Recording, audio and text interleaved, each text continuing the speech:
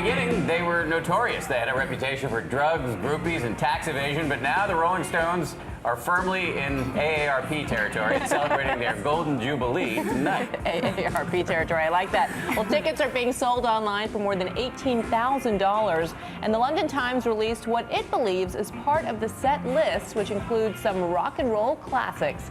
Here's ABC's Nick Schifrin. They've sold 200 million albums.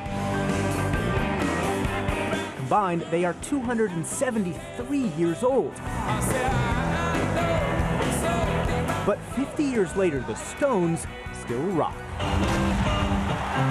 Loud, rambunctious, audacious. Their fans, well, they're really loyal. My name's Ed Lieberman. I've been to at least 300 plus Rolling Stones shows, and I'm not stopping yet. Ed first saw the Stones in his hometown Miami in 1969, what you might call a superfan. The 300 plus shows he's seen has taken him to half a dozen countries, and almost always he's in the front row. Before tonight's concert, Ed and I broke bread in Stones guitarist Bill Wyman's diner. Raw energy and the power that came to me intoxicated me and affected me, and I haven't quit. I can't stop. And neither can they.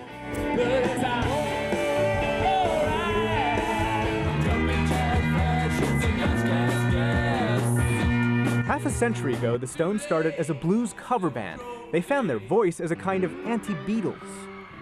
Good guys and bad guys. The Rolling Stones were the bad guys.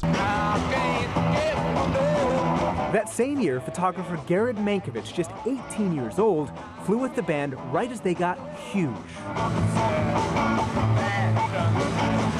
We had hordes of screaming teenage girls outside the hotel, mobbing us and climbing on the limo. I mean, it was fabulous. He took these photos of what must have been one of the great recording sessions of all time for the album Aftermath. It was an extraordinary session. Out of the session came songs like Paint It Black and Under My Thumb.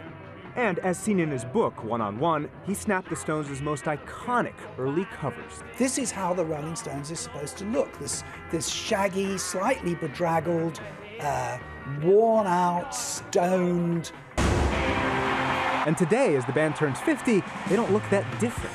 Is everybody ready? Is everybody ready? Are you ready? And for you critics out there, no, they are not too old to rock and roll, and neither are their fans. And will you ever stop going to Stones concerts?